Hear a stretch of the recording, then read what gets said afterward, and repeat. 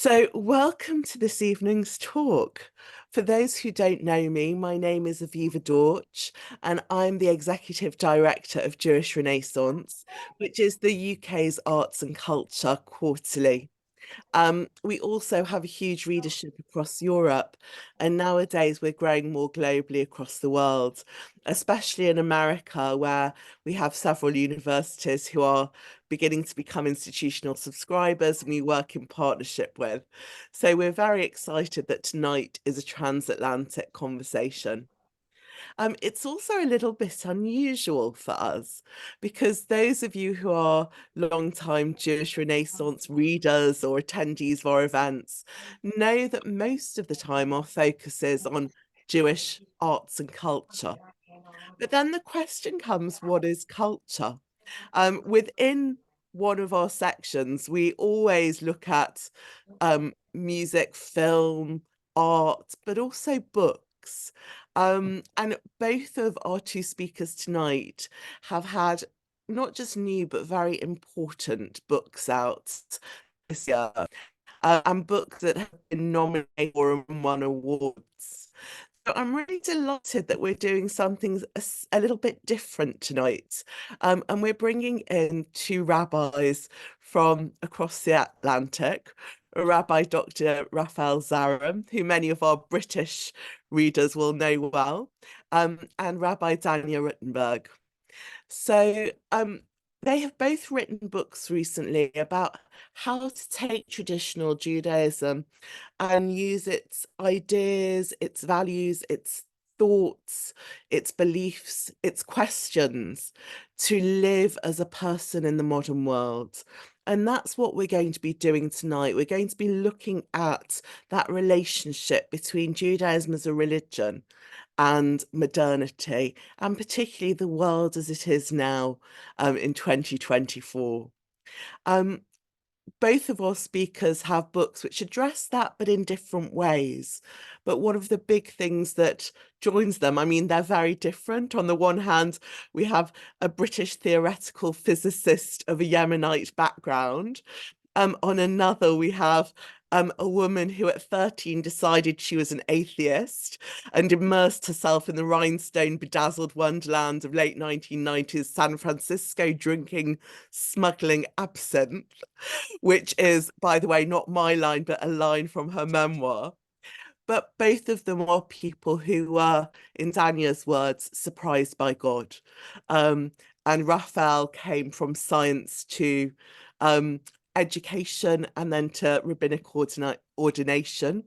And for Danya, well, I'm sure she'll tell us a bit about it, but it was a story of spiritual awakening and integrating 21st century life into the discipline of traditional Judaism. So very different places, but I think a shared sensibility. And I'm really, really looking forward to hearing their conversation. What we're going to do is start with each of them, and they're each going to talk to us a little bit about their books. So we'll take each of them in turn. They'll have then a conversation with each other, and then we're going to bring you into it. So if you do have questions, please type your question into the chat, and then later on towards the end of the session, we will take some of your questions and hopefully bring you on screen to ask them yourselves and participate in the conversation as well. We're going to start with Rafi. I'm speaking as a friend. I'm speaking as someone who's known him for, I was working it out in almost 30 years, which shows both of our ages a little bit. But I also want to bring him a formal introduction.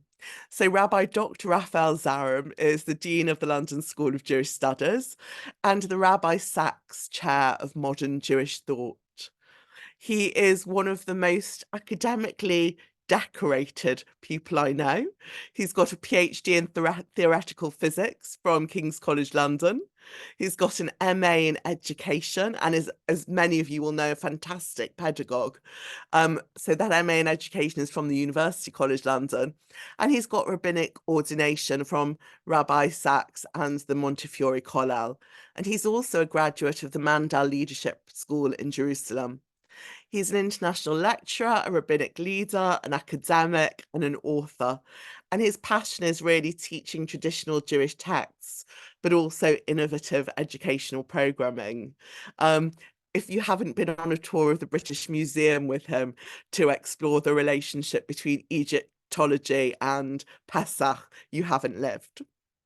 In his new book, Questioning Belief, Torah and Tradition in an Age of Doubt, he responds to questions about the Torah and its relevance to the modern world. And to do this, he brings historical, scientific, and philosophical beliefs into a dialogue with Judaism. So, Rafi, welcome. Thank you for being here, and over to you. Thank you so much, Aviva, and it's great to be with you here, discussing my good friend Aviva and with Danya, who I've met once, and I've loved her book Surprised by God ever since I read it. It's a great introduction to kind of finding meaning in Judaism today. It's a really good read, and I've started reading her new book as well. So as Aviva said, I'm going to spend a few minutes talking about my book, questioning belief, and what I was trying to do with writing it and some of the content as well. So first things first is the introduction to the book, which I took out in the end.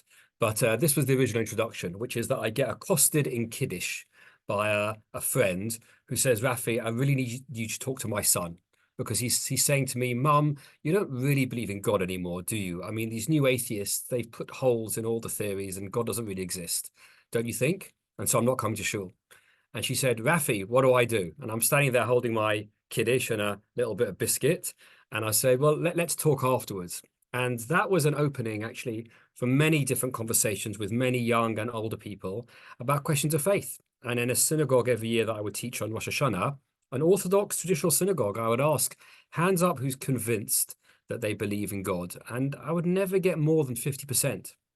And I think a lot of us have questions and doubts and insecurities and unsureties about faith and belief. And we're not always comfortable sharing them because maybe we won't get good answers, or maybe we'll get bad answers, or maybe we'll get really good answers that will lead to change. And so we're sometimes nervous to ask, or we've asked and not heard good things, and it's kind of turned people off. So I wanted to write a considered book that addressed some of the really big questions. What does it mean to believe in God? Did the Exodus happen? Does the flood story still hold water? That's a kind of a cute title. But each one, the way I do it is by analyzing in depth the question, and I take it seriously. So, for instance, I'd love to be able to say that I could prove the Exodus happened, but from a historical, archaeological point of view, you can't do that. And yet I still believe the story is true. So in what sense is it true, and what does that mean? And that's what the book is really about, trying to analyze these things. So I'll just read you the opening that I changed to. This is the just the opening lines. It says, do you firmly believe in God? Do you think all the stories in the Torah are true? Are its laws still ethical for today? Well, if you're not certain, you're not alone. And that's how I begin and talk about the importance and the value of questions. And I've divided the book into three parts for three different kinds of questions. And I've seen books that address one of these, but I really think that, we're not, even though academics are often defined by particular areas that they're into, but real human beings have different and varied interests.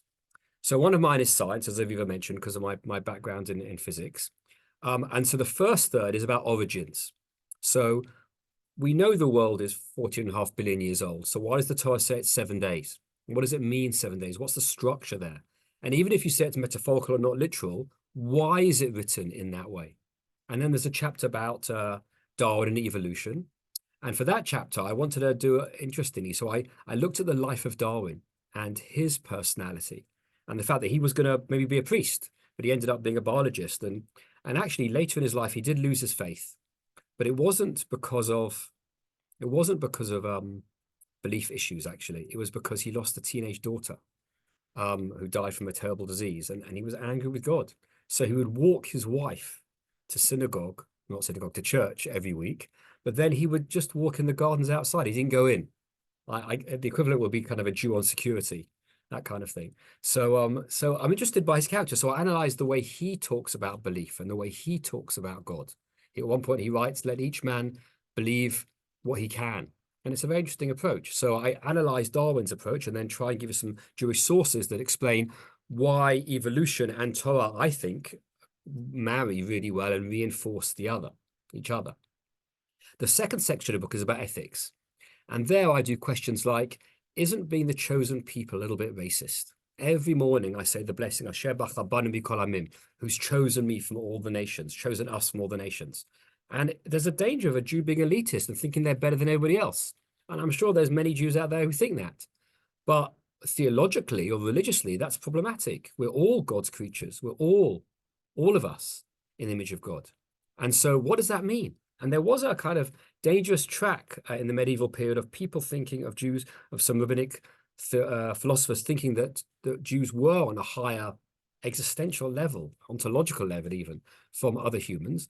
But that was rejected by many others. So I tell that story there. And if we're not better, then what does it mean to be chosen? I've got this great little postcard from that wonderful movie Toy Story, where they get stuck in this little machine and they're with a claw which picks up toys, and these little toys all have this dream of being chosen. So I've got this great card about be chosen, which is very cute. So in that ethical section as well, I talk about slavery. Why does the Torah allow slavery? We're like 50 days outside of Egypt, and then we're told we can keep Jewish slaves and non-Jewish slaves. And the way our slavery was described in Shemot in Egypt was befarech. We had to serve God befarech, which is with back-breaking labor. And it actually says in Vayikra, in Leviticus, that we are allowed to have non-Jewish slaves and treat them befarech, with back-breaking labor, like was done to us. And that's a terrible thing. Why does the Torah allow that? What's the possible reason for that? It seems so anathema.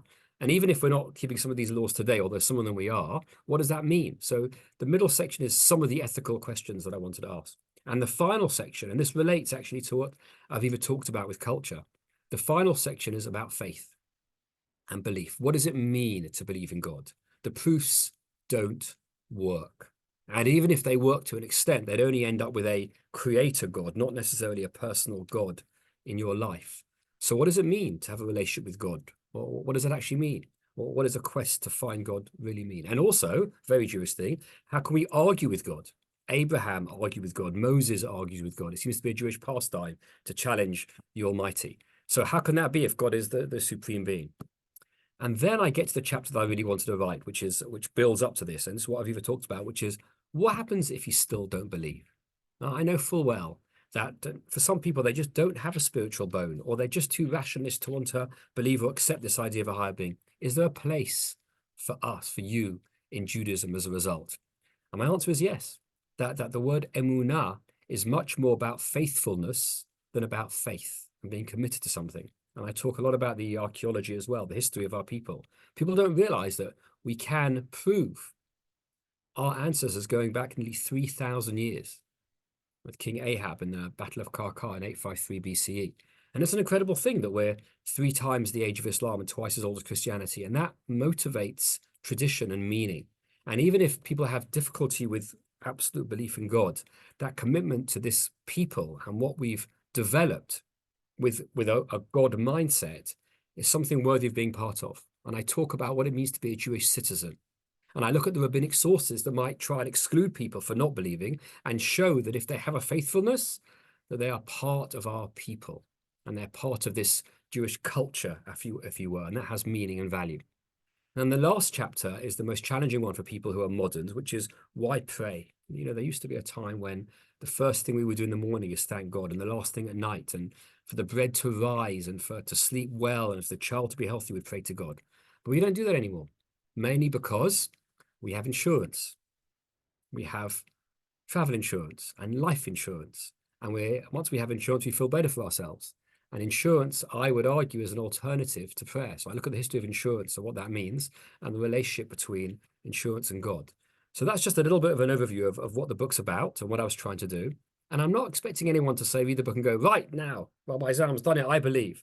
But I'm expecting them, hoping that they'll read and go, wow, Judaism can grapple with these questions. It's not afraid to do them. And there's interesting sources that relate to it.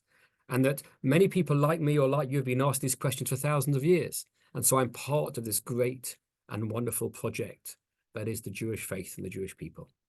So that, in a few words, is my book. Thank you. Thank you so much, Rafi. What a wonderful introduction, and it really is a wonderful book. I've been lucky enough to see it actually in a couple of incarnations Thank you before for your help. its Yeah. publication. Um, and I think the thing that I like, and the thing that to me connects Rafi's book and Danya's, is they're both intellectually fearless. You know, that sense of questioning. Um, they're rooted, absolutely rooted in the Jewish tradition, but they're not afraid to ask these incredibly searching and important questions and really bring the modern world to bear on them. And there are also, I mean, there are connections in the content. They're slightly different topics that they take on, and I'm about to bring Danya in, and it's not just a slightly different topics, but also with the American historical perspective. For example, questions of slavery that she takes on, or Native American land rights. They address the same questions that Rafi is asking, but just from a different perspective and rooted in different things. So there are some similarities in content, but for me it is more that kind of being unafraid, but also having a strong sense of belief that Judaism does have value and meaning and something to say in the modern world. So what I'm going to do is ask Rafi to step to the side for a moment. I'm going to introduce Danya and bring her on and ask her to also talk a little bit about her book. And then we will bring the two of them together. And I just want to say again, I got a formal introduction, but Daniel and I have never met in person. It was actually Rafi's wife, Jacqueline Nichols, who is on the editorial board of Jewish Renaissance, who suggested this as a pairing. You might see the Rothko behind Daniel, and I know there's very much an arts connection in her background.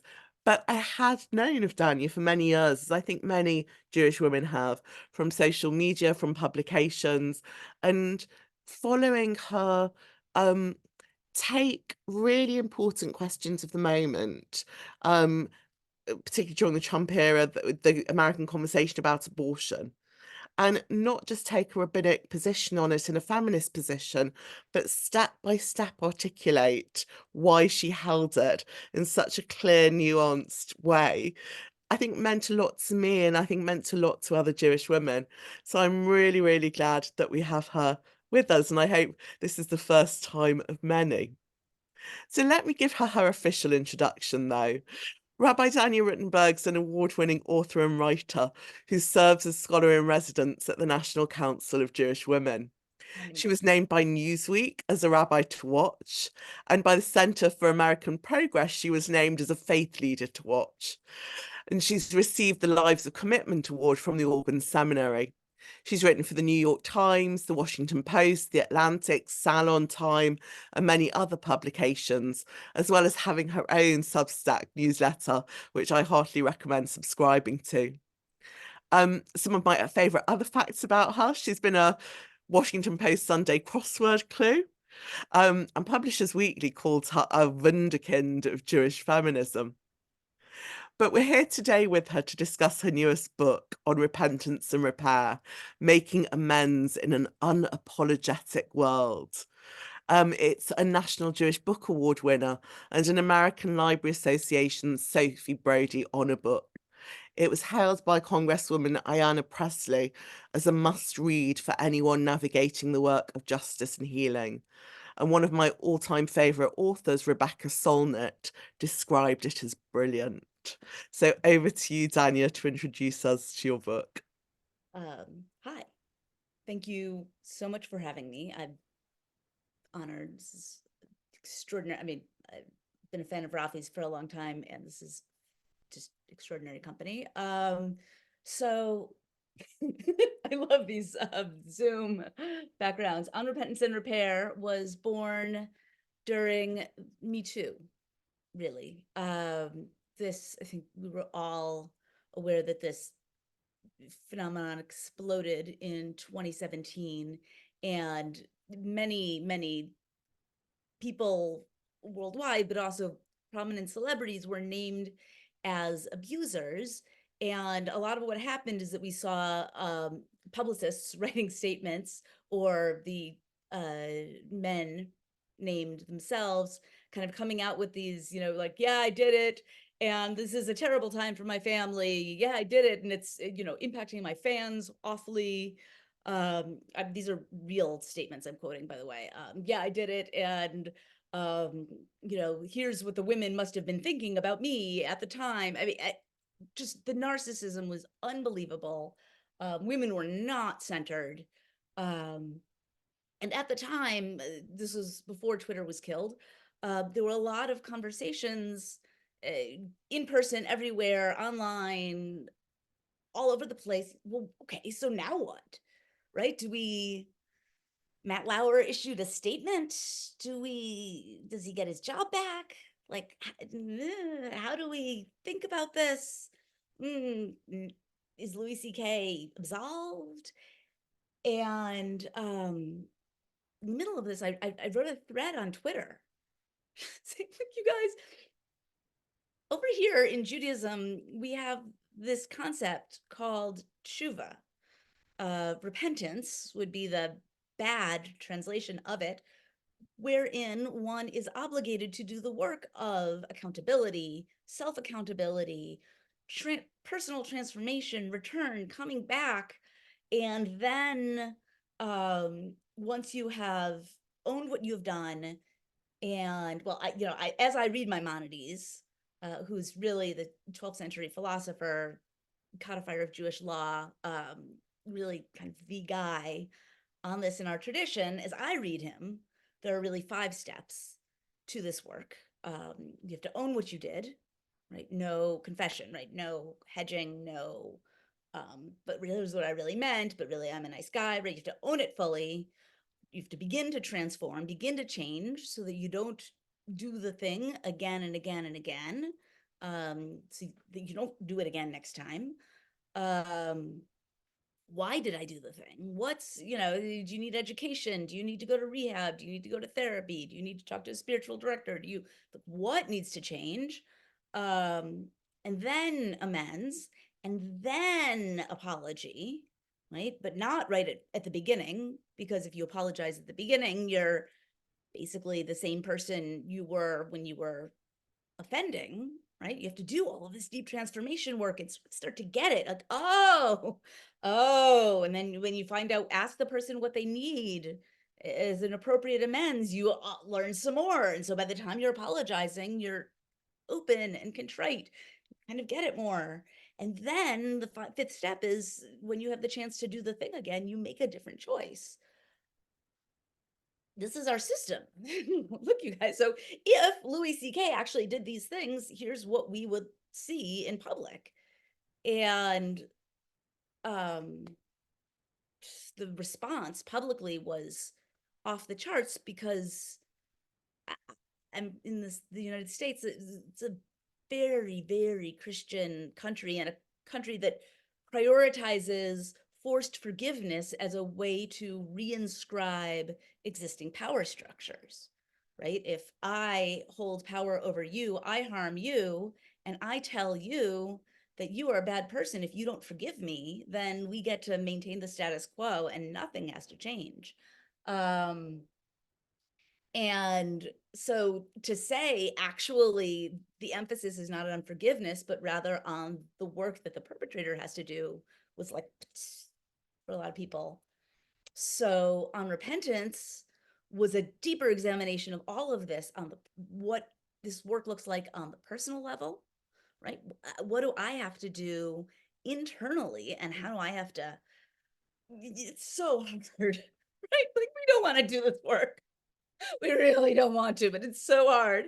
How do we get over all of this desire to make ourselves the hero of the story all the time, right? Even when we were not the hero today. And then on the public level, what does it look like in all of this sort of calling in and calling out and tochacha, reprimanding people, and how do we hold the space in public and in our wider culture where we don't have these bonds of relationship and community anymore? And when we do, what does that look like? And then in institutions, what does this look like?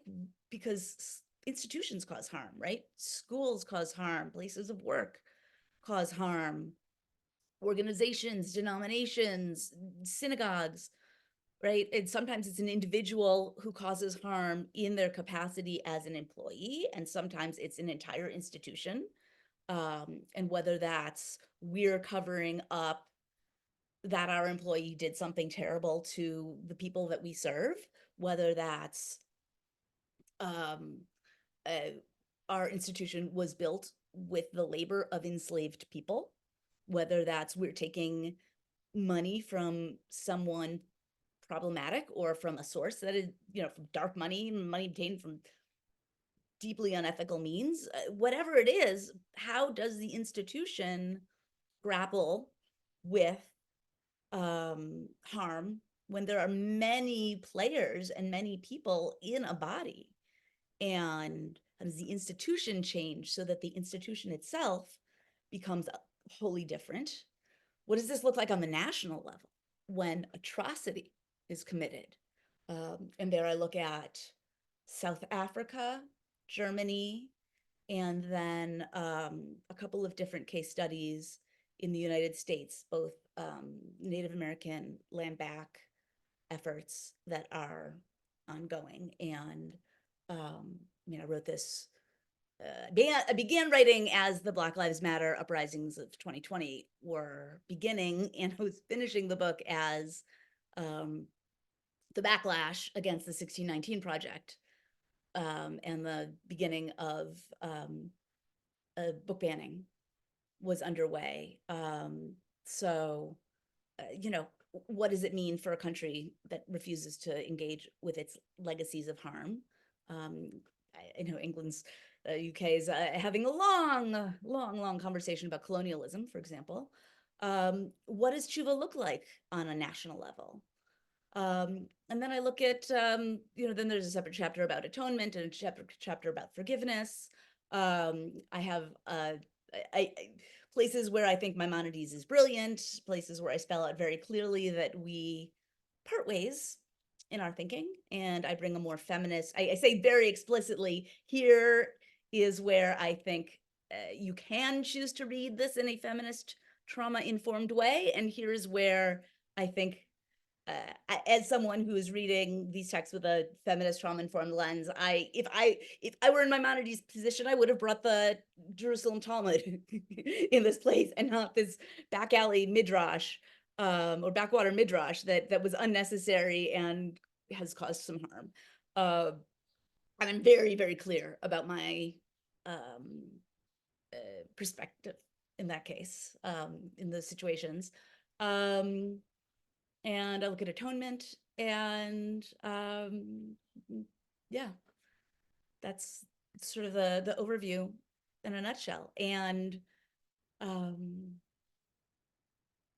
it's meant for everybody.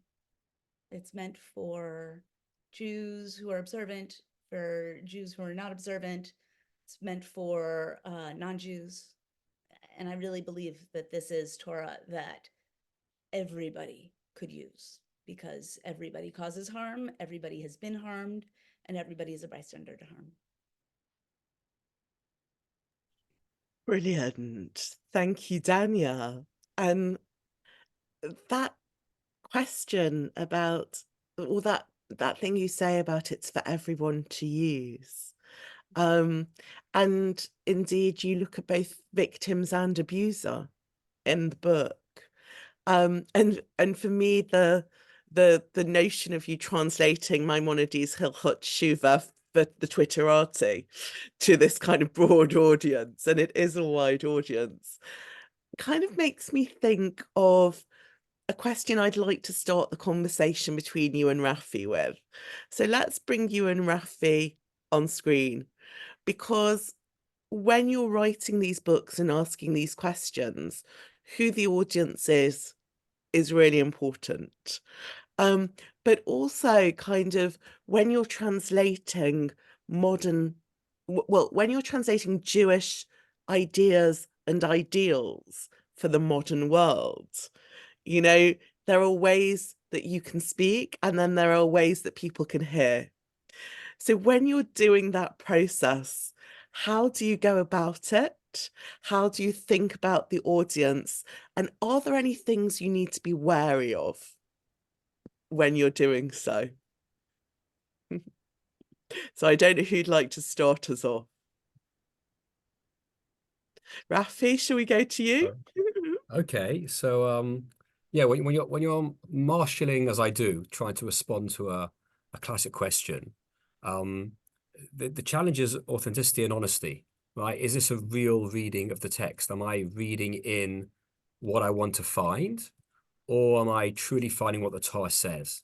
And so a feather I took from Rabbi Sax's cap, many feathers, is basically read everything. It takes time, but you read everything. So you're on the subject to get a real feel of what Chazal, what the rabbis were saying.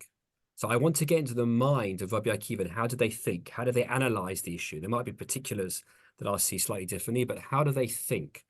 And that's the challenge to do that. And it takes time to really get a feel for what's going on in that way, because it's so easy to kind of selectively pick one source, even though 20 disagree with it. So, famously, the issue of the wayward, rebellious son, this 13-year-old who gets stoned. And so the Talmud says, oh, lo hayav v'lo nivra, it never happened. That's true. But the next line after, directly, is Rabbi Gamliel responding and going, yes, it did, and I sat on his grave. That's the second half of the quote. So even if you want to go for the first half, you can't be dishonest and mention the second half. And so it's about being honest about that as well, finding the argument and not selectively quoting, and then trying, as I said, get a feel for a real honest response of the way the rabbis thought about this. Now, there's many different opinions. It's not monolithic, especially over thousands of years. And sometimes there's one that I relate more than others. I'm quite a rationalist. I'm a big Maimonidean fan, which Danya and I have in common. So I'll often look at that approach and recognize that and its limitations as well. And that's also important when you make your argument. Don't claim Judaism is. I know this is one strand. Possibly I could read it in this way. And sometimes Jewish philosophy is about including many different options and possibilities. But the real challenge is, am I trying to change the text, or am I letting the text change me? Am I allowing the words of our tradition to come to me in a new kind of way that I can relate to? And so I am looking for particular things because I want to find answers, but often it's not what I expected. So instead of trying to, example on slavery, trying to minimize it, right, and say, oh, it's just, they have this great phrase, indentured servitude. It's not slavery, it's indentured servitude. And I'm like, no, it's slavery. I lean in and I look at how much slavery is there in the Torah, Yosef and the very beginning, and actually it's all over the place, and therefore to address it and make it as hard as possible to try and avoid confirmation bias. But then try and work out why.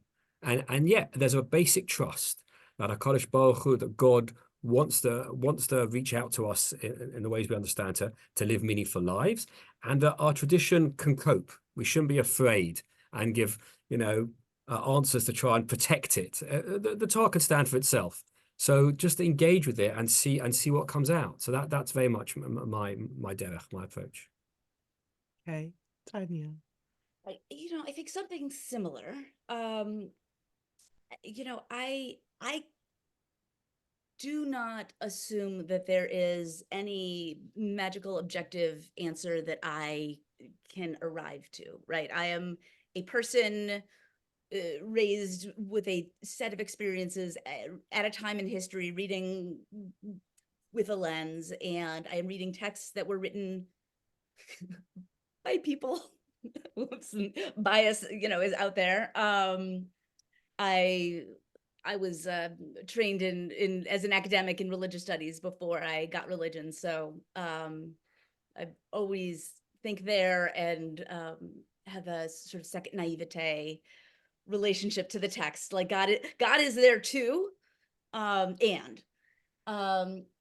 but I don't think that there's some magical objective truth that I'm going to be able to see the whole puzzle. I have like 4 puzzle pieces on a puzzle set of 7 million, right? And so what I need to do is to try to be as honest as I can about the pieces that I'm holding, all of them, right? And I think as Rafi said, there's what's our best guess about what was probably happening in context? And I will often, when I'm writing, I will say, well, here are 3 different scholarly theories about what may have been, and some other, and here's another factor, and we can also make the choice to read this with the level of meaning. I mean, this is our tradition, right? Pshat, drash, remez, sod. Like we always embrace not just the multivocality of various voices on the page, but the understanding that one text holds multiple meanings simultaneously for us, for any of us. And so I can see this as holding one meaning in a certain time and place and saying, and now today for us, we can also make the choice to read it in this other way also. And I don't think there's any contradiction. I think that's the work of doing Torah. But I think we need to be clear and explicit about it, and that the damage that is done happens when people try to pass off their own impressions about something as truth. So are you very much coming from the place of, like, to quote a Talmudic phrase, these and these are the living words, and that sense of living being about progression and new understandings and new meanings, as well as the fact that we can hold things that appear to be in conflict, but we have that ability to hold them both simultaneously. That's completely where God's you're big coming enough, from. Torah's big enough, right? Yeah. Yeah. Or as but, we but go, I what suppose the about you, question then becomes, Rafi? Where's the line? yeah, that's what I was thinking. What's the line? You know, there's 70 interpretations, or not 71. The rabbis, and it was many of the Orthodox rabbis, defended slavery, Christian and rabbinic, in America in the slavery years, based on Jewish sources. They quoted it in the Bible. They justified it through that. So how do we work out a line of what is not a kosher reading? What would be the rule? There's a discussion in the Gemara when it's discussing about the etrog, when it says pri etz hadar, this special fruit. And the Gemara is not sure what it is. We say etrog now, but they're discussing there's two possibilities. And they say one's poisonous. So it can't be that, oh, it's bad for you. So it can't be that one. It must be the other one. I was like, well, why? Maybe God wants us that we're not eating it. Maybe God wants us to have a kind of bad tasting or poisonous one.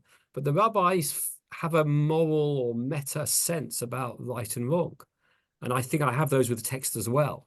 But as Danya mentioned, you know, if you're only holding 3 or 4 pieces of a 1,000-piece puzzle, it's hard to know if you're right about that. And so I'm always worried. So I suggest the possibility. It's my scientific background as well that you could be wrong, you know, gloriously wrong.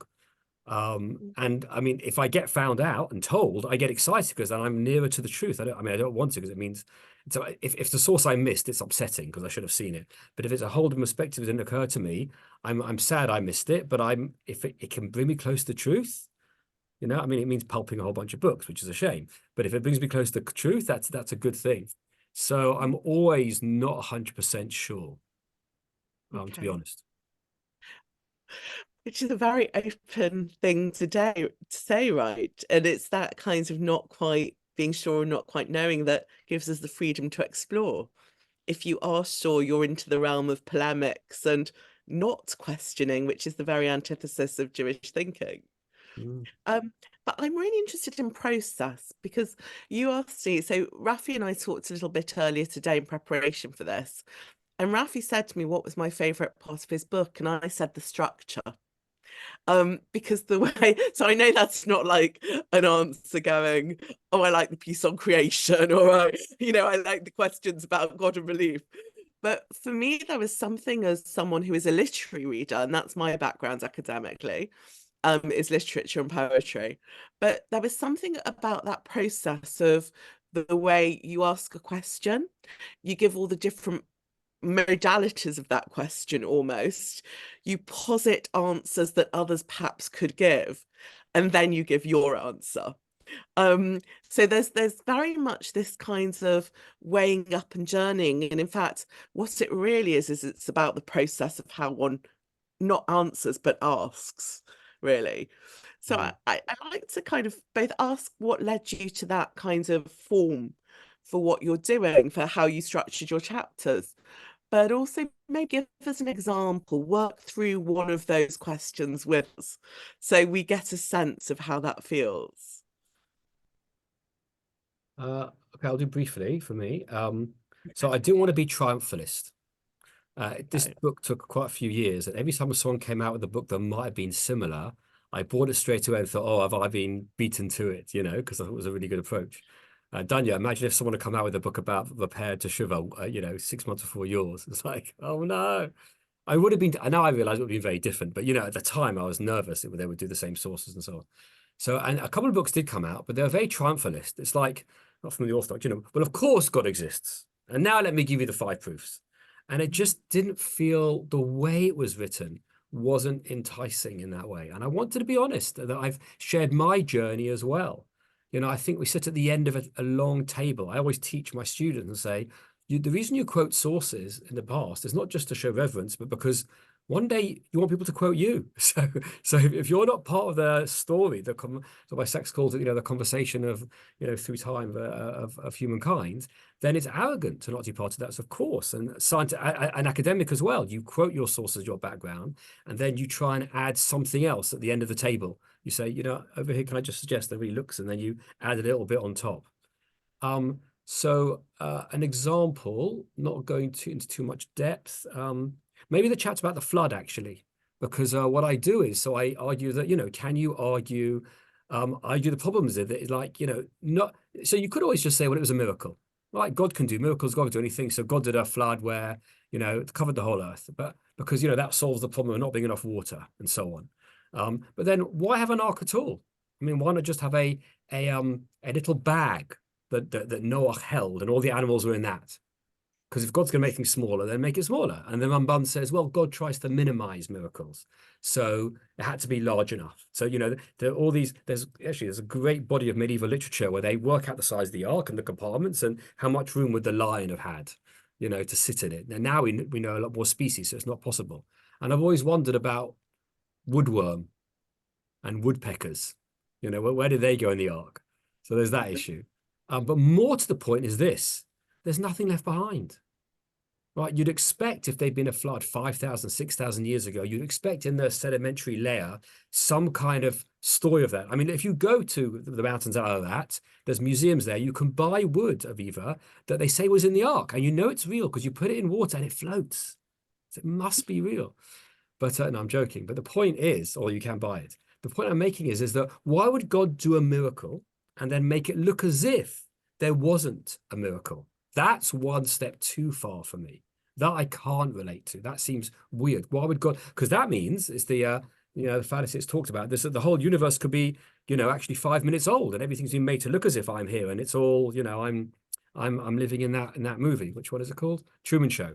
And none of it's really real. So it's problematic. So therefore, I try and argue that maybe the flood, what would deal with a lot of these issues, is that the flood was a localized event and it's talked in a global way for other reasons. And I get into why that might be the case. So I take that path, but I'm really trying to take apart the argument about what works and what doesn't work and why. And then, by the way, there are some commentaries that say you have to believe it's global. And then Ibn Ezra says, well, why did he say that then? Because I've got to deal with that issue. And so I look at a lot of sources. Piecing it together sometimes is hard. You've got a big, all these materials. You're trying to find a pattern that fits together to tell the story and make meaning from it. But the flood, it ends up being in a very different place of what the purpose of it is. And once you say it's not literal, then why is it not literal? What's it trying to say? The Talmud says that the rabbis, that the Torah exaggerates. They actually say Lashon Havai. A great example, they say, when the spies came back and said that the buildings were to the heavens, right? Says the Gemara says they weren't really to the heavens; they were just really tall. Or when King Solomon was dedicating the temple, it says the music was so loud that the earth shook, and the Talmud said the earth didn't really shake; it was just really loud. So the Talmud admits exaggeration. So what are the limits? What are the rules of that? What's nuance in language? So that's the kind of approach that I take. One of the things that's really interesting to me in that chapter, actually, about the floods, is that you bring other sources to bear on it. So you take the rabbinic sources and, tease out those exaggerations and then kind of ask questions about the literary readings, the metaphorical readings versus the historical readings. But you also will say, well, there are flood narratives in Gilgamesh. Yeah. And kind of look, therefore, what does it mean that there are multiple flood stories in different places. Yeah, And I what analyze does that. that And tell us even about more fun, and this alternatives? is so interesting for history. I'm a history geek, and I think Daniel will like this, which is that some of the earliest geologists, Steno, the reason they were researching geology was to prove the flood. So the origins of some of the sciences, which now turned out to not need it, this often happens with science, is trying often, because it's got religious connotations, to prove something, and then goes, oh, but it isn't. And then it just keeps going. So those things are interesting because it shows that religion and science aren't separate. They've always been complementary partners over Mm, time. And sometimes one goes ahead, and understanding how the two work together is important. mm. Fantastic. That reminds me very much. I just read something the other day about science, and I thought this is really such a Jewish approach. But in that kind of layer upon layer, someone was asking why the size of the thrusters on a rocket are the size they are. And then they realized that it was because they had to be taken to the rocket launcher on a train That's and they right. had to fit through the train tunnels. So why are the train tunnels the width they are? Well, it's because of the gauge of the train. And why is the gauge of the train that gauge? Because it's based on the gauge of wheels on a car, which are based on the carts, which go all the way back to Roman chariots, which the gauge was designed to be able to fit two horses. So Well, like actually, all yeah, these, that's right. I mean, it's actually four. It's four horses' asses. okay, there we That's go. what it is, because they could be passing If underwritten you under talk a about bridge. horsepower, it's actually horses. Yeah. That's hilarious. So like that kind of, sorry for everybody else, but that for me like just read like a chapter of Rafi's book, because that's what you're doing. Like you're excavating all the archaeological layers of Jewish belief to Mm, try and get to a source. But in doing so, you're creating your own narrative of how yeah. we should think and explore and ask the questions about what Jewish text means to us today. CSI Torah. There we go. Forensic scientists. So I'm going to ask Danya the same question to take us through a case study and unpick her way of thinking. And then what I'm going to do is open it out to you in the audience. So if anyone does have a question that they want to bring in, now is your time. Pop it in the chat and we'll come to you after we have Danya's case study. So that's your little warning. But Danya, will you do the same thing? Sure. One of the things I get asked about a lot is institutional repentance, because I think individual repentance, tshuva, um, people can sort of wrap their heads around, and Judaism talks about that a lot. Like that's something that's familiar to us, right? You know, every Elul, right, as the high holidays approach, people start to go, oh wait, who do I have to apologize to right now? As though it should not be an ongoing process. The moment that still small voice comes knocking, saying, hey, guys, remember? But institutions cause harm. And then what do we do? And how do we, it's messy. And there's so many ways to do it poorly. We all can probably think of examples of things institutions have done wrong.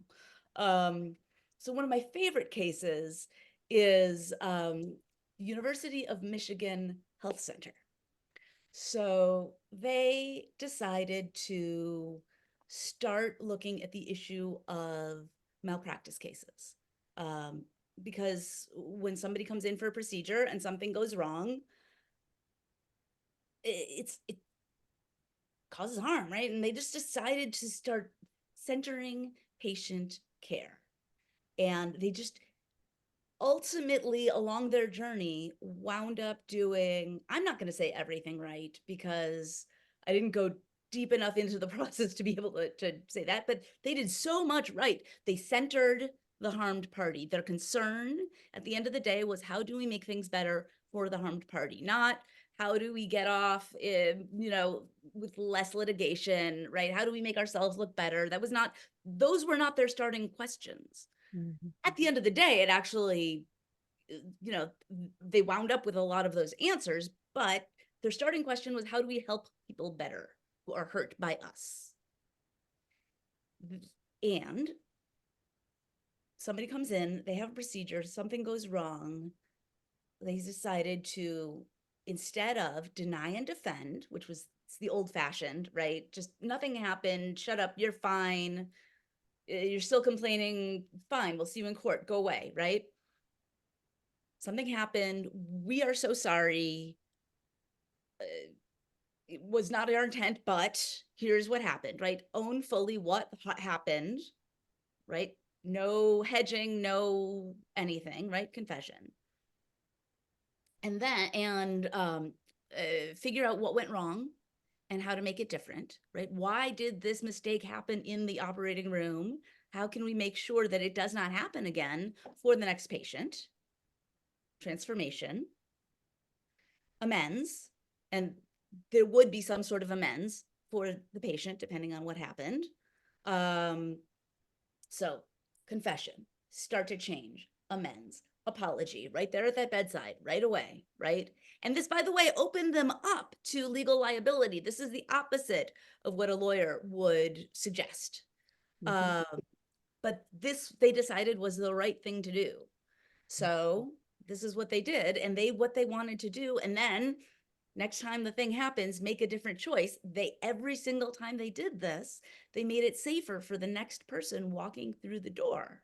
It's not that there was never any mishap the next time, but that the likelihood of that mistake happening just went down because they paid attention to the mistake and took steps to fix it and address what happened instead of everybody trying to bury it. And besides, this is a perfect example of institutional tshuva, as far as I can tell. Malpractice lawsuits dropped in half because people got their needs met.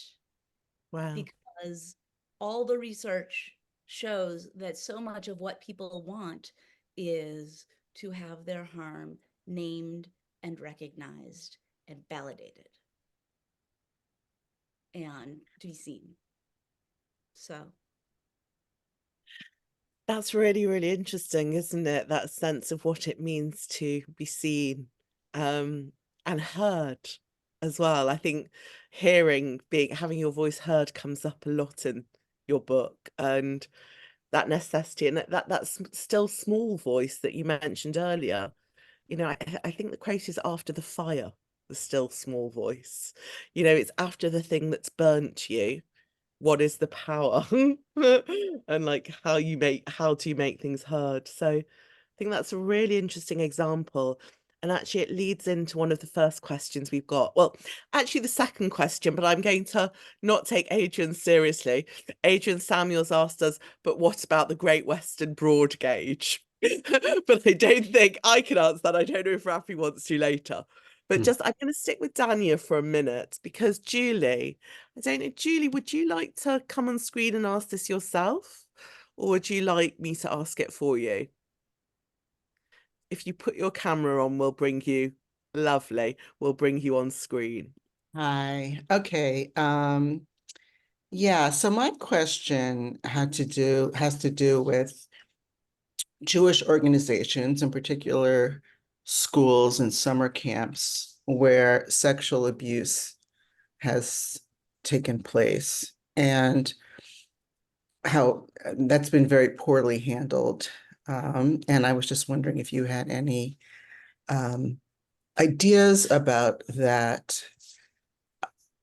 So, yeah, especially, lots of times institutions will say, well, the statute of limitations passed, or, um, you know, they don't take responsibility, and it causes just so much harm. So I was just curious about your thoughts on that. Thank you. thank you for this question.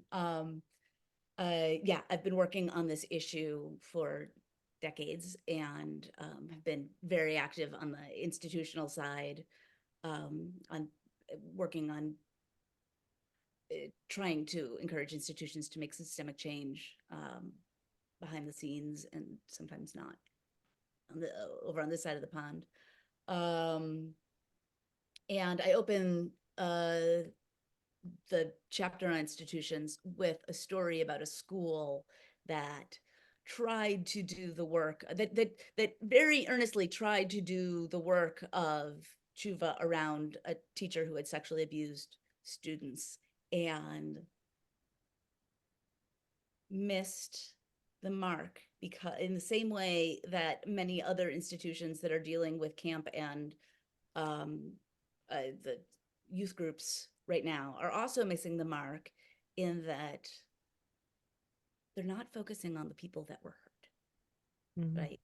And that's the phrase victim-centered is used a lot in trauma-informed spaces or survivor-centered for a reason. Like if you're not asking how is every single choice that I'm making right now impacting the person who was traumatized by our experience, then you're not doing it right.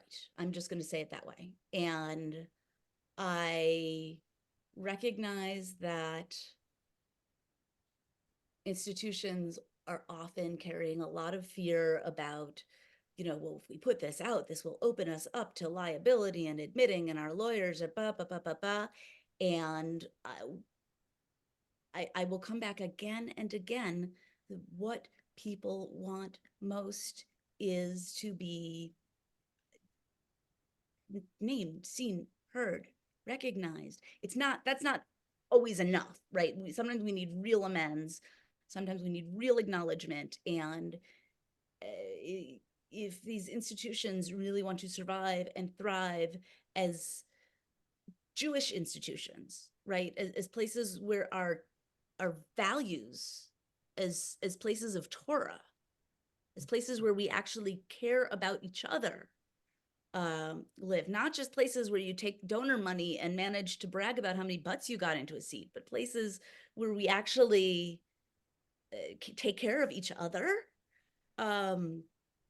then we have to show up. And there's a lawyer whose work I really appreciated in my research for this book. His name is Kelly Clark.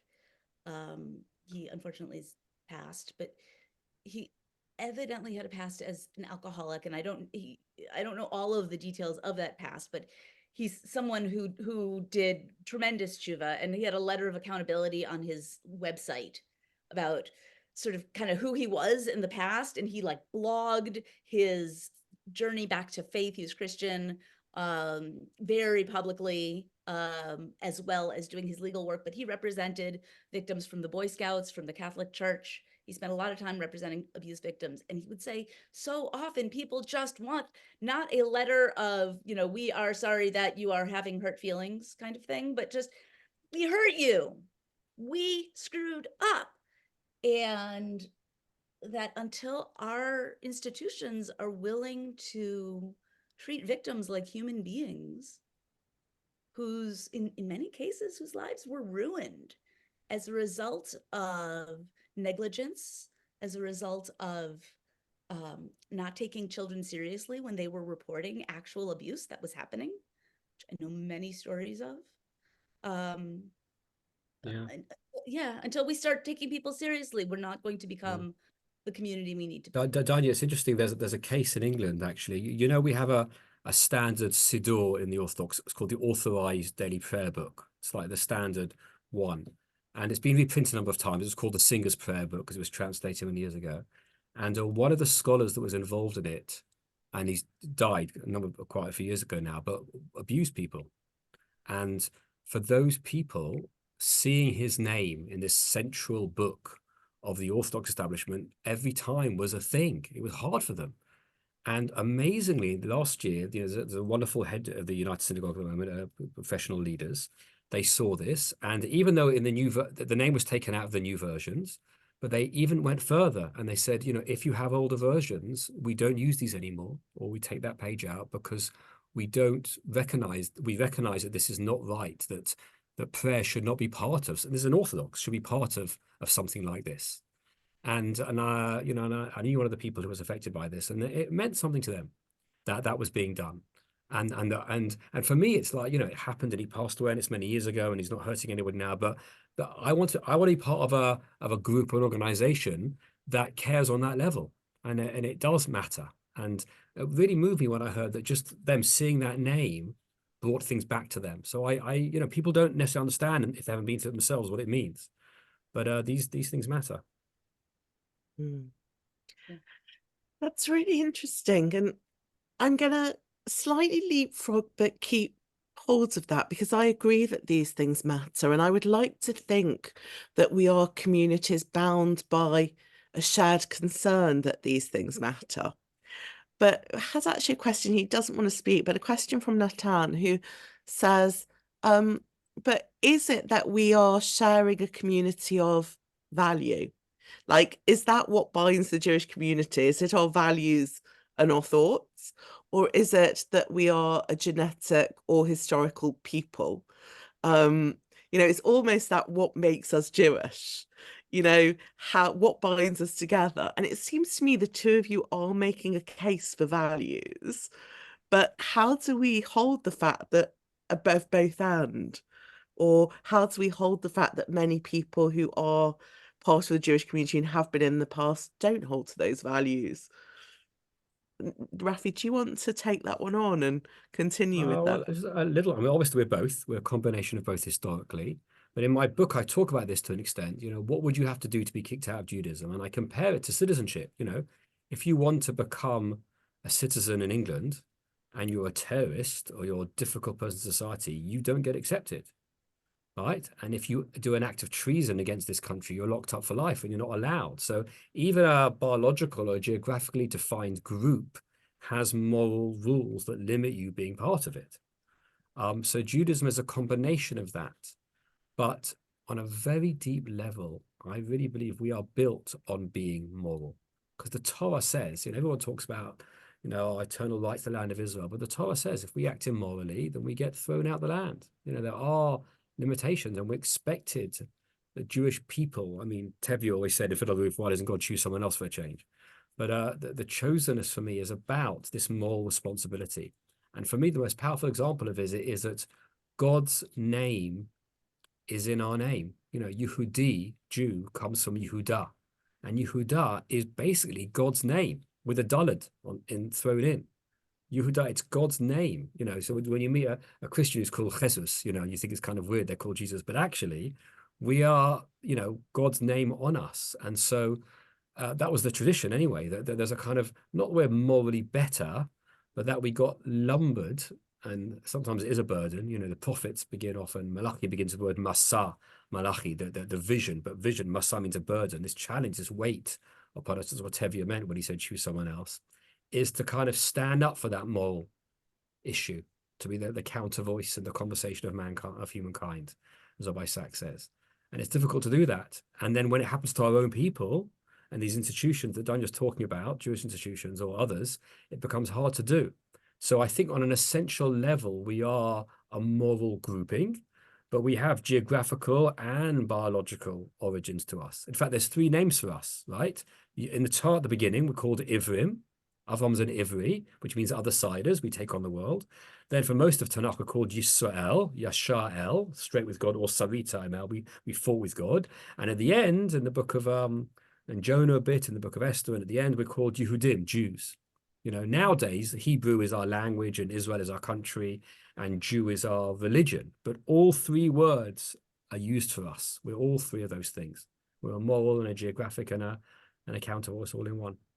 Okay, I'm going to come back at you on that, because Jonah and Abraham use an Ivri as, okay, I'm the one who've crossed over, in Abraham's case, crossing the Jordan. But it also, the route is to transgress, or it's the same route to cross over, to transgress. We are also a people who transgress. That word moral you keep using, I mean, moral comes from mores of society. They are the standard accepted habits or ways of thinking, shared ways of thinking. But sometimes the shared ways of thinking need to be transgressed, because the shared ways of thinking are the very ones that need challenging. And those people who hold the moral code can also be the people who are the transgressors. That's right. So I want to bring Miriam Levine in, because Miriam's asking about this. Miriam, I don't know if you want to put yourself on screen. Oh no, she said for Aviva to read out. Okay, because she's asked us, shouldn't all people have the same moral values? Actually, she said these same moral values. Yeah, well, look, So I believe on a deep level, I believe, yes, just on one line on that is that I try and argue in the book about chosen people that the way Hirsch sees it is that the Jews were early adopters of morals and monotheism. That's okay. what it means to have a covenant. We're early adopters, but the aim is to help others too, not to lord above, but to help others too. The aim is all of us to be. And there's a wonderful midrash that says, that God judges not based on Jew, non-Jew, male, female, slave, or maid or manservant. It's all to do with our personal relation with the Kadosh Baruch Hu. You're not guaranteed anything. So these moles are for all of us. But what's the way to get society to become moral? Is it to make everybody, to force it, or to have one group that influences others? This is the story of the Torah. Danya, come on in. What do you make of this about morality? Yeah, I mean, listen, the Torah's structure, the Torah is a chiasm. Okay, this is a lot of ancient Near Eastern literature is like A, B, C, B, A, right? The thing in the center is the main thing. And if any of y'all are ever in shul, in synagogue, and looking for something, you can open any psalm and try to find the chiasm. There's going to be one. The main thing, where there's parallelism, and then the thing in the center. And we've got the thing in the center is Leviticus, and the thing in the center there is Leviticus 19, and the thing of there's a verse that's in the middle of the middle of the middle, and which Rabbi Akiva calls the Klal Gadol, right? The sort of great principle, love your neighbor as yourself. But it doesn't live in isolation, right? The how, if you kind of read the rest of that chapter of, right, you should be holy as I, God, am holy. The how is make sure that people who are hungry have food, make sure people who are disabled have access, I guess you could put it, right? Make sure that people are not sexually abused, right? It's if you go through the list and start to put it in, well, what sort of society are we setting up really? It's make sure that this is a society that no matter where you are on the privilege scale, you'd be okay. You'd be fine no matter where, anywhere in the society. And yes, I believe that this is the society that we should be looking for no matter what.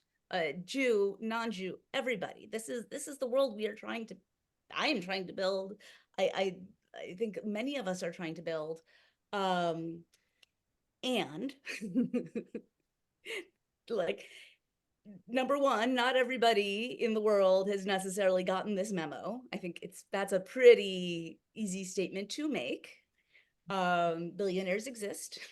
The world is burning. Inequality. I mean, this is a very painful time to be alive. And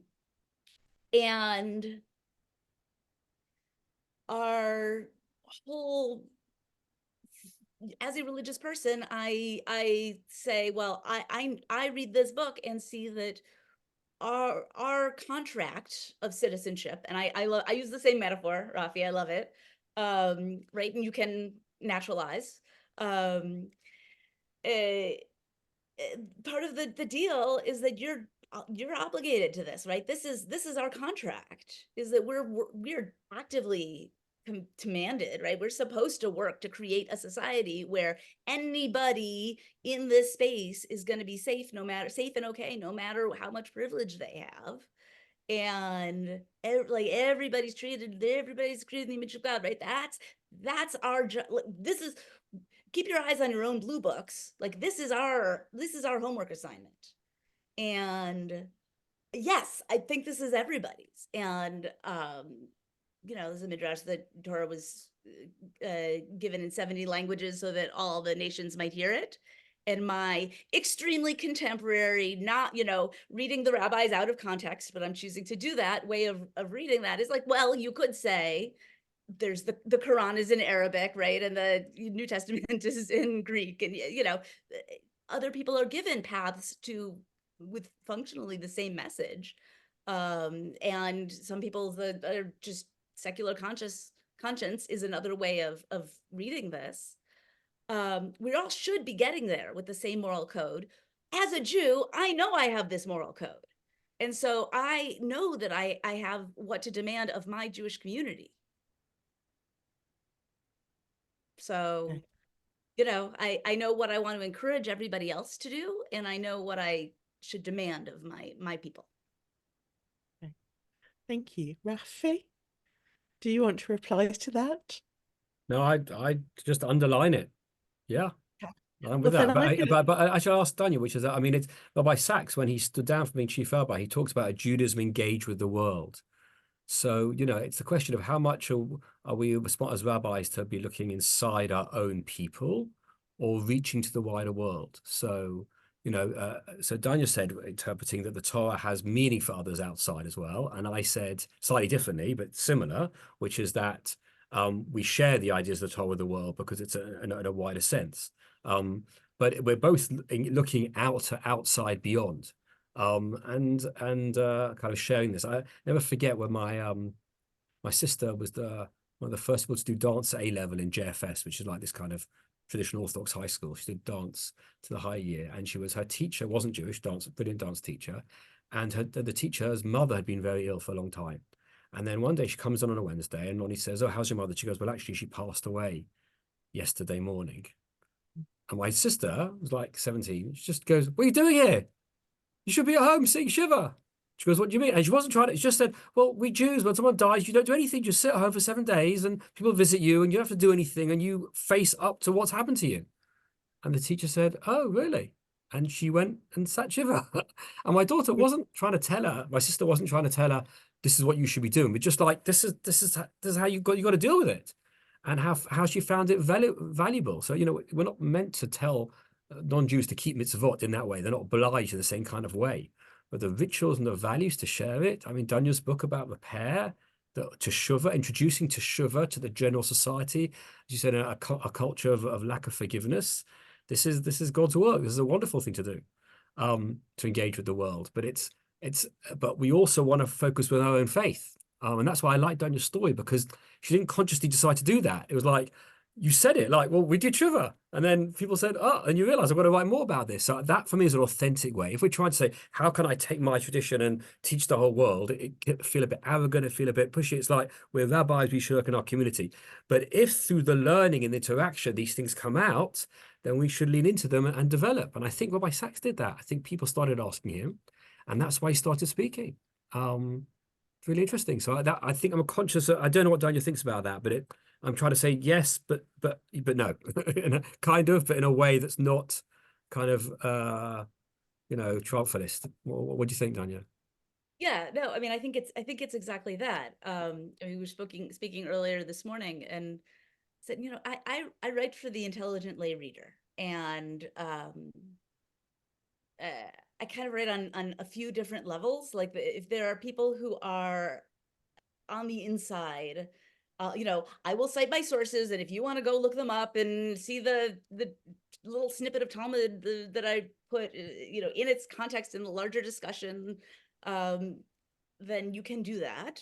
And if you want to just take that as a little quote and move on, you can do that. You see, I'm sort of, as an educator, working very hard not to like drop the tech, you know, I know the word that people would use if they were in yeshiva. It doesn't matter, right? Here's the quote. You can see it in the discussion, because you can speak about really technical things to anybody, and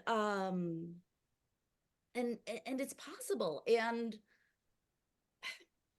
just as I get a tremendous amount from reading Merton or Dr. King or James Cone, or you know, the Muslim writers, or you know, Buddhists, they have transformed me in different ways at different points and enriched me and continue to. I think Torah can offer things to people, even if they're not, you know, non-Jews on a journey to investigating Judaism, that it can just be, here's a new way of thinking about something that is different than what you are used to, that might illuminate your life in a new way. cool. Or maybe it's just something interesting, and now you know a little bit more about a thing in the world, and that is a good of its own. I've made this accessible to you on purpose, right? And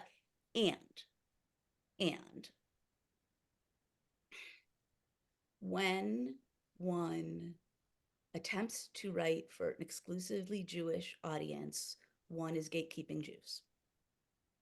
Because there are so many Jews who did not grow up going to day school or learning the lingo or going to the camps and feeling like they're on the inside, myself included, and who are part of the audience of intelligent lay readers. And when you start to say those people are not who I'm talking to, you are dismissing huge sectors of our community who may be starving for something that they didn't even know was on the menu because they grew up thinking that God was an angry man with, you know, some anger management issues, or right, on a mountain with a beard and the thunderbolt, right? And nobody told them. Nobody told them that there's thousands of years of nuanced thinking from our people that's got something else to say. So if nobody's talking to them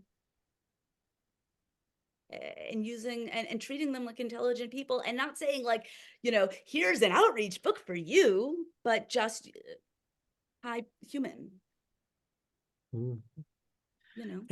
We're going to have to tie up in a moment. So I'm going to say, first of all, I think that's a great way to end, Danya. But Rafi, do you have a last word to add to that? Well, because I'd like to always see these ideas in Torah. Like, were people into that? So you have to go back to Avraham to think about the things. And so I'm sure it's a midrash that Danya knows, which is about, you know, when Avraham, God says, I want you to get circumcised, and that's the covenant I'm going to make with you. According to the midrash, he wasn't sure if he wanted to do it, so he went to talk to his friends, Anna and Eshkol, to ask them. And the midrash says that one said, you don't want to do that. It's an unnecessary medical procedure. You really don't want to do that. So and then Eshkol says, well, you know, you'll look different to everybody else, and I'm not sure that's a great idea. But Mamre says to him in the midrash, he says, well, you always go on about this God of yours, and he seems to do good for you, and it seems to be valuable.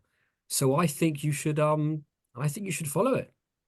And it's a wonderful midrash. And the reward for that is that God always appears to Abraham, Be'elonei Mamre. I think Mamre is mentioned 8 times in Bereshit, that God appears to Abraham in that place as an honor to Mamre, that he did that. And that interests me because that's an example of the gatekeeping point that Danya made is interesting to really think of it in that way, actually, to reach out, because if you're reaching out to the general public, that includes Jews who prefer the general public than the Jewish public. But for me, this one is that we, you know, Avraham, who was, you know, the first Jew, as it were, conceptually, who is not sure. It's okay to be unsure about making commitments, about getting circumcised. And he talks to his non-Jewish or non-religious friend who gives him advice and says, you know what, it seems that's a good idea for you to do this. And then one step further, there's a Yemenite midrash called Midrash Hagadol. And in that version, he goes further. Mamre goes, not only that, but I'll do it as well. Bring in the guy, bring in Melchizedek, I'll get circumcised first. And I researched that, like, is he converting? Or is he just being willing to be with his friend and have a medical procedure because his friend is? So what does that say about friendships, about Jews being part of the world? And that midrash was written by traditional Jews in the medieval or earlier period. That we have a relationship with the world around us in a fundamental way, that they can help us with our faith and we can help them with their faith, even if we don't cross over and become that faith. So there are some grand visions there. And I want to spend most of the time with my people, like I want to spend most of the time with my family, and others are different. But there are times, you know, when we should reach out and be part of something greater from our particularism. Rabbi Sachs always talks about from our particular, you know, my big fat Greek wedding is a great movie we can all relate to, right? Or Jacqueline and I once went to a musical, Danya. It was called 14 Weddings and a Funeral.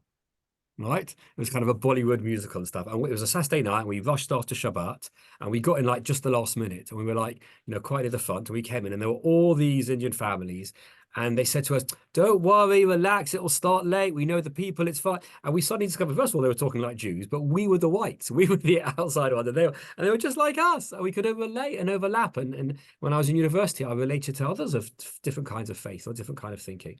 So there's huge overlaps and ways we can help and support each other. Not that we have all the truth, we have a deep truth that we can share and build other people. I think if Jews knew that, then that gatekeeping, that I didn't go to the right camps or the right schools, would be different. It's something to share. You know, one of my favorite quotes is of Heschel, who said, what is a Jew? A Jew is with the messengers of God who have forgotten the message. And I tell teenagers that, and they go, what's the message? It was brilliant. Like, what's the message? Then I go, oh, well, let's share. But we have some, we're not better. We just got a particular culture that can help. We can contribute to the table. And that's how I see it. And I love the fact, to bring it back to both your books, they are both unapologetic about that, about saying that there is something of value and that this is a wider conversation within society, but that these conversations and questions we have are important ones to have, and that's what our culture gives us. And just like we take all sorts of things from other cultures in the world, you know, you're proud. You know, there's a lot of apologizing nowadays that goes on, and sometimes it's warranted, like in the sexual abuse scandals we were talking about. But sometimes that concept of unapologetic has a different feeling to it. And I love the fact that you're both unapologetically proud of Judaism and Jewish culture. So I'm going to say thank you very much for that, and for the openness to participating in the conversation, the greater conversation with the world and the conversation with us. I know Emma, our producer, who put this event together, and we don't give her enough recognition for all the work that goes into preparing all these events and putting them together. So thank you, Emma. Thanks, Emma.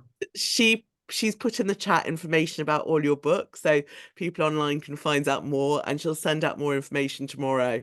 But I'm going to bring her on now so she can do a proper thank you, but also tell us about what's to come in the rest of our term. Hi, so thank you to both Rabbi Danya and Rabbi Rafi for a really fascinating discussion, and particularly in the last section about how we relate to other people, which is so important, I think, at the moment. And two of you are very well known to a lot of us, but I think this is both of your first time with Jewish Renaissance, and hopefully we will see you back again at future events. Just to let you know what is coming up at Jewish Renaissance. So our next series is going to start on the 3rd of June, and this is From Dreyfus to Vici, Parisian Arts and Culture in Turbulent Times. So it's kind of how Jewish arts flourished in Paris against a backdrop of anti-Semitism. And the first event of that series is going to be in person at the Stern Pizarro Gallery, where we're going to have a private view and a lecture by David Stern, who co-created the exhibition. And then on the 3rd of July, we'll be looking at American politics again from a more historical perspective. We'll be across the pond again. With the Jewish World of Alexander Hamilton, with Professor Andrew Porancha. And you know, that's kind of our 4th of July celebration, but I think the 4th of July has a slightly different connotation for those of us on this side of the pond this year. And finally, the last event of our summer season is an overnight trip to the Midlands, where we'll be uncovering some hidden gems of Jewish arts and culture in the Midlands. And bookings for that event close next Friday. So you've got just over a week to book for that. So I'm going to put a link in the chat now where you can see all of the events, and hopefully we'll see you again at many future events. So thank you very much again to our speakers, and good night, everybody. Good night.